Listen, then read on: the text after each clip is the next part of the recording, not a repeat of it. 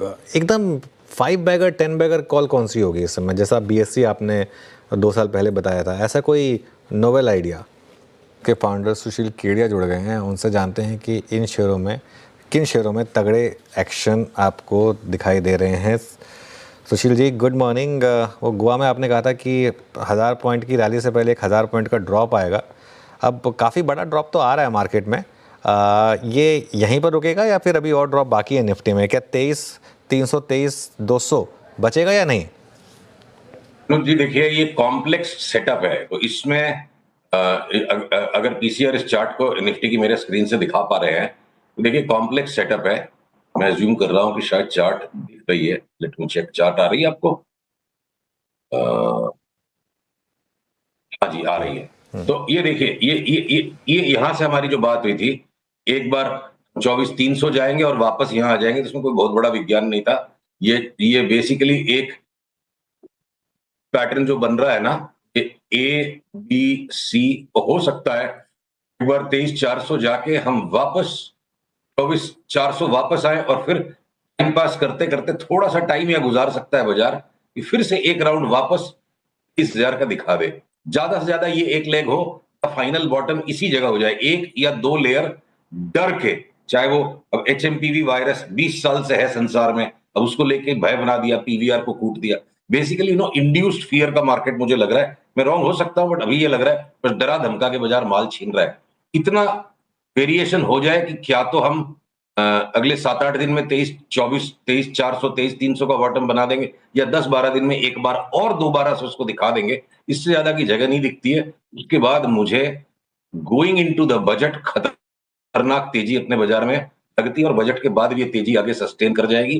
तो अभी से बजट वाले दांव खोजने हमें चाहिए। ये मैं स्क्रीन पे जगह कम है इसलिए 26,000 ही जोड़ रहा हूं, क्या पता 27,000 भी हो जाए हम फरवरी के मिडिल में, फरवरी के एंड तक। तो अगले कुछ दिनों में ये 400-500 पॉइंट का जो डर है, अब डरेंगे भी और कमाएंगे भी, दोनों काम तो होते नहीं, निडर होकर काम करना पड़ेगा। ओके, चलिए। तो मतलब इस समय बाइंग आप सजेस्ट कर रहे हैं फिर, और स्टॉक स्पेसिफिक अगर कुछ अच्छे ट्रेड्स बता सकें तो? देखिए, स्टॉक स्पेसिफिक्स में बहुत सारे स्टॉक्स हैं। अब अगर मैं आपको फाइनेंशियल सर्विसेज के स्टॉक्स में बताऊं, तो जियो फाइनेंस हमें लगता है डबल हो जाएगा। 4 से 5 महीने का पर्सपेक्टिव लीजिए, और इसी साल 2025 में बजाज फाइनेंस हो सकता आधा हो जाए, 8,100 दिखा के 4,100 तक गिर जाए।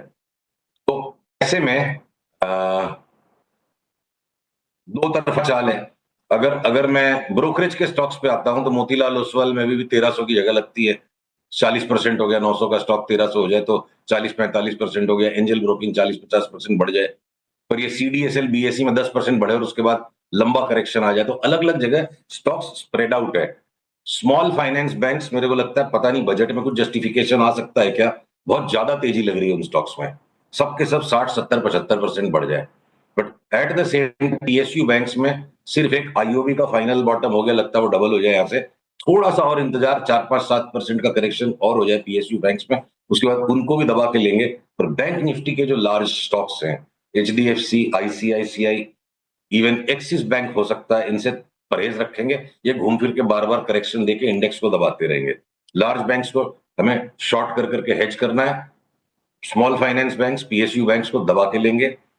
अब आप आ जाओ, अगर मेटल्स की स्पेस में आते हो, अपनी बात पहले भी हुई थी एमओआईएल, अब उसमें एक हायर बॉटम बन रहा है, और एमओआईएल यहां से लगता है मेरे को डबल हो जाएगा।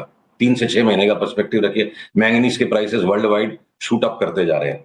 अगर मैं मेटल्स की इस पिक के अलावा बाकी भी मेटल्स में ब्रॉडली करेक्शन हो लिया, थोड़ा सा और जगह बाकी है। ऑटोज में हम टाटा मोटर्स पे तेजी और बढ़ाते जाएंगे। ब्रिटिश पाउंड में कल बड़ा रिवर्सल आ गया, 20% की जंप वहां आती है, टाटा मोटर्स 40% बढ़ जाएगा। अभी हम 25% की बात लेके चलते हैं। तो मैं अगर इंश्योरेंस के स्टॉक से एसबीआई लाइफ, एचडीएफसी लाइफ, इन दोनों में 40 से 50% तक की ऊपर जगह देखता हूं। एलआईसी ऑफ इंडिया भी 25 से 30% एक बार बढ़ जाए, तो रिलायंस ओएनजीसी मार्केट को सामने से लीड करेंगे। तो अनुज, आईटी के स्टॉक्स में एक ब्रॉड बेस्ड करेक्शन आ जाए कि वो घटे ही नहीं है बिल्कुल, और उसके सिवा इवन मीडिया के स्टॉक्स में जिनमें कुटाई हो रही है, थोड़ी देर पहले मैं सुन रहा था इनको अपने वीरू को कि पीवीआर को ऐसे पीटा जा रहा है। हो सकता है 1-2 दिन में पीवीआर का भी बॉटम बन जाए, वापस 400-500 रुपए की तेजी हो जाएगी। तो सिलेक्टिव करेक्शंस हैं बाजार में, जो बहुत अच्छी बात है। और इंडेक्स एक अलग खेल है। 23,000 को आप बॉटम समझ लो, 26,000 को 27,000 को ऊपर की जगह समझ लो, 2025 का एक पर्सपेक्टिव है। पर इंडिविजुअल स्टॉक्स में टाइम टू टाइम करेक्शन हो जाने के बाद पकड़ के 25, 30, 40% तक कमाने की जगह अभी भी बाजार दे रहा है। ओके अच्छा सुशील जी, गुड मॉर्निंग, वीरेंद्र बोल रहा हूँ। ये हमारी बात जुबरन पर हर बार होती है जब भी आप आते हैं। 800 रुपये का कल ये स्टॉक हो गया, अभी यहाँ पे कुछ प्रॉफिट बुक करना है या फिर लीड करेगा ये अभी भी? सॉरी, किस पे बात कर रहे हैं आप? जुबिलेंट पे हम हर बार बात करते हैं और चला भी खूब तबीयत से इस बार पिछले 20 दिन में। अब थोड़ा बुक करें या फिर अभी चलने दें इसको? अभी आपके अनुसार करना क्या चाहिए?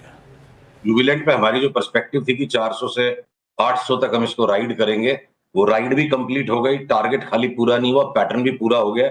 जुबिलेंट से अब हम आउट हैं और 1, 2, 3, 4 दिन में जब भी इसमें शॉर्ट सेल का सिग्नल बनेगा, हम जुबिलेंट को अगले 6 महीने 8 महीने वापस 800 से 400 की जर्नी एक्सपेक्ट करते हैं और उसके अनुसार बार बार बेच के इसमें ट्रेड बनाएंगे। सारे एफएमसीजी जब करेक्ट कर रहे थे, जुबिलेंट एक तरफ भागता गया। अब जुबिलेंट से निकल के बाकी के एफएमसीजी स्टॉक्स में पैसे डालेंगे। अच्छा, जुबिलेंट से निकल के आप बाकी सब एफएमसी पैसा जहां डालेंगे वो कौन सी पॉकेट्स होंगे सुशील जी? टाटा कंज्यूमर को देखिए अच्छा मूव दिया, ब्रिटानिया ने अच्छा मूव दिया, कल डाबर मैरी को कोलैप्स हुए, बट आपका टेक क्या है? वो पैसा कहाँ जाएगा, किस तरफ?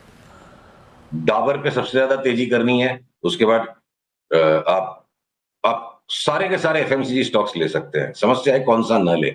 मतलब 35% अगर हिंदुस्तान लीवर जैसा भारी रकम स्टॉक भी बढ़ता लगता है, लेकिन बार बार डर का वातावरण इस संसार में आएगा।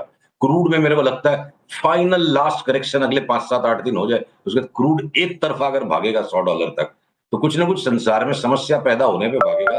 और समस्या के माहौल में, डर के माहौल में एफएमसीजी बिल्कुल सेफ बेट है। सबकी चार्ट्स रेडी है।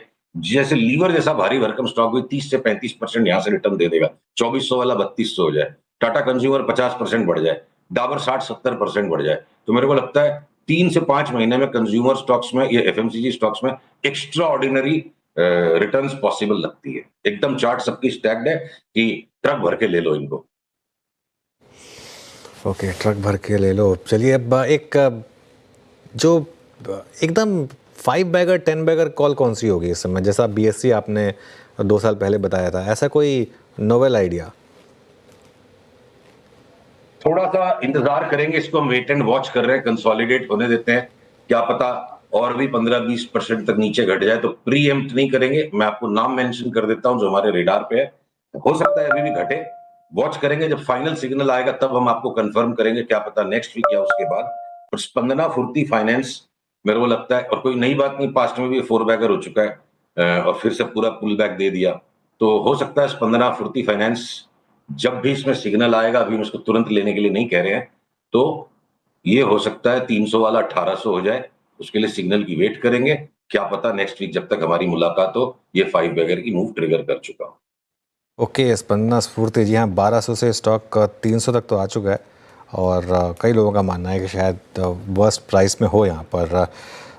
सुशील जी, बहुत बहुत शुक्रिया ये सब स्टॉक आइडियाज़ आज हमारे सामने रखने के लिए और इंडेक्स पर अपनी बोल्ड कॉल एक बार फिर से रिपीट करने के लिए। इस शो को यहाँ समेटने का समय आ गया है। वीरू और मैं अब आपसे विदा लेंगे और अगले शो के लिए यानी कि ट्रेडर्स हॉटलाइन के लिए